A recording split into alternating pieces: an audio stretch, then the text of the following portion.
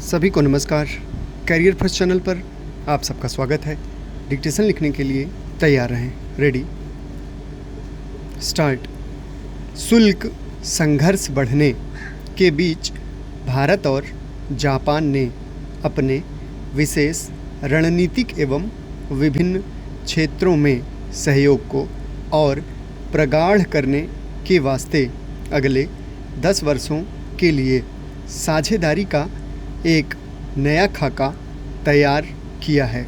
इसमें रक्षा, स्वास्थ्य, स्वच्छ ऊर्जा, दूरसंचार, दवा, महत्वपूर्ण खनिज, उभरती प्रौद्योगिकी और आर्थिक सुरक्षा ढांचा शामिल हैं। इसके तहत कई द्विपक्षीय समझौते हुए हैं, जिनमें न केवल साझा हित निहित हैं बल्कि वैश्विक कारोबार में भी दोनों देशों की साख मजबूत होगी।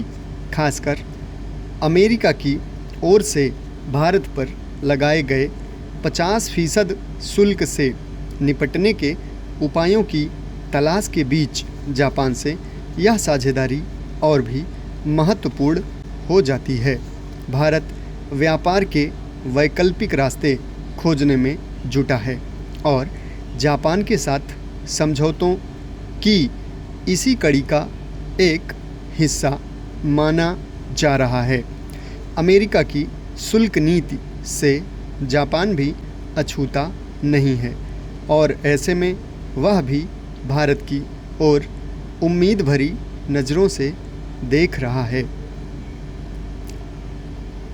अमेरिकी शुल्क को निष्प्रभावी करने की कोशिशों के तहत भारत ने 40 देशों के साथ व्यापारिक संवाद का अभियान शुरू किया है। जापान भी उनमें से एक है। विभिन्न समझौतों के तहत जापान ने भारत में एक दशक के भीतर 10,000 अरब येन के निवेश का लक्ष्य रखा है। इसके अलावा दोनों देशों के बीच आपसी कामगारों को एक दूसरे के यहाँ आसानी से आने जाने एवं काम करने का मौका देने को लेकर भी एक कार्य योजना बनी है।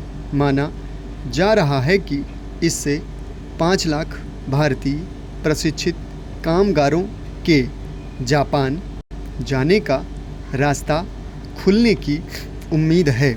एक समझौता भारतीय अंतरिक्ष अनुसंधान संगठन इसरो और जापान एयरोस्पेस एक्सप्लोरेशन एजेंसी के बीच चंद्रमा के लिए संयुक्त अन्वेषण मिशन में सहयोग को लेकर हुआ है। दरअसल भारत जापान की साझेदारी न केवल दोनों देशों के लिए बल्कि वैश्विक शांति और स्थिरता के लिए भी महत्वपूर्ण है।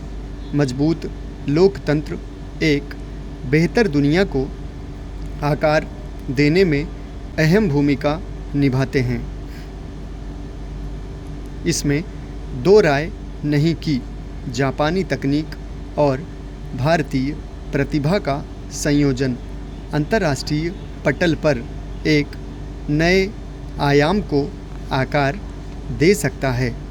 रक्षा उद्योग और नवाचार के क्षेत्र में दोनों देशों के बीच सहयोग परस्पर आत्मनिर्भरता के लिए भी महत्वपूर्ण है। दोनों देशों ने पेरिस समझौते के तहत कार्बन क्रेडिट व्यापार पर एक साथ काम करने के लिए भी समझौता किया है। इस कदम से भारत को अपने जलवायु लक्ष्यों के लिए धनराशि और प्रौद्योगिकी हासिल करने में मदद मिल सकती है। जापान के साथ व्यापार, नवोन्मेष और उद्यमिता आदि क्षेत्रों में सहयोग की अपार संभावनाएं हैं। नव उद्यम, प्रौद्योगिकी और कृत्रिम मेधा जैसे भविष्योन्मुखी क्षेत्र भी परस्पर लाभकारी हो सकते हैं। समाप्त। धन्यवाद।